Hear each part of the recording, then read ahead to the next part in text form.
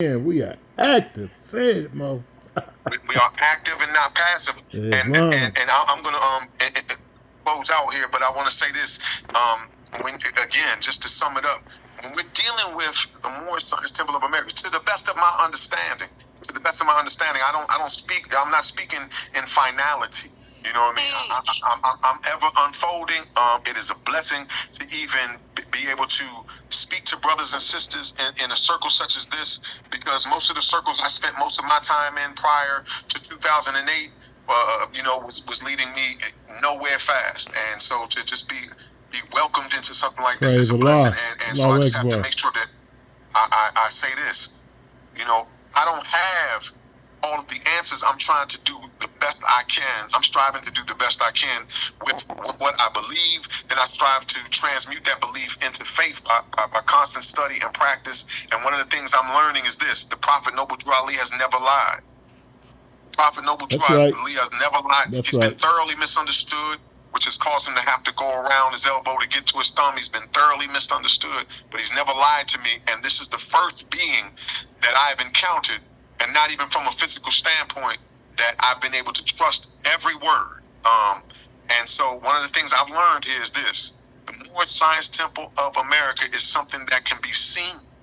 Everything that can be seen has an equivalent in a spiritual realm that cannot be seen.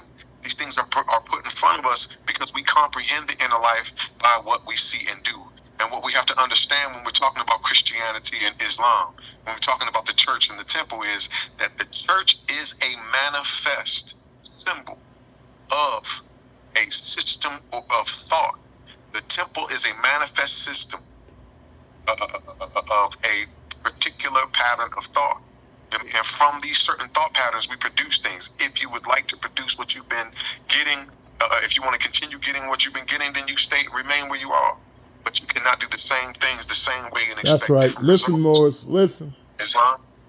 And so one of the things I just wanted to repeat is this right here: when someone funnels distorted reflections of the old time religion, the church is telling stories that seem right, but all you got to do is add one. All you got to do is switch one ingredient.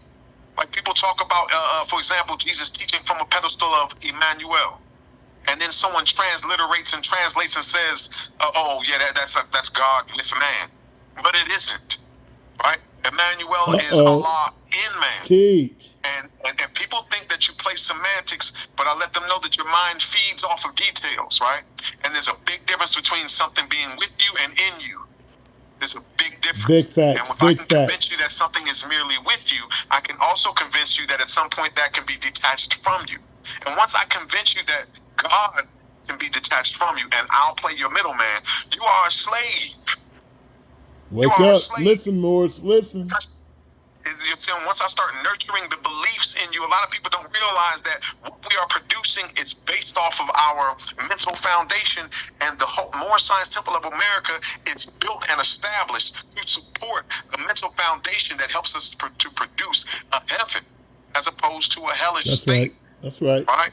And so with that, I want to say again, I give honor to all of you here. I appreciate you allowing me to speak. But you are my portion. Islam. Praise Allah indeed. Happy Holy Day. I'm going to say right here, Happy Holy Day. Grand Master, boy. Islam. Happy Holy Day to the Muslims all over the world. With that,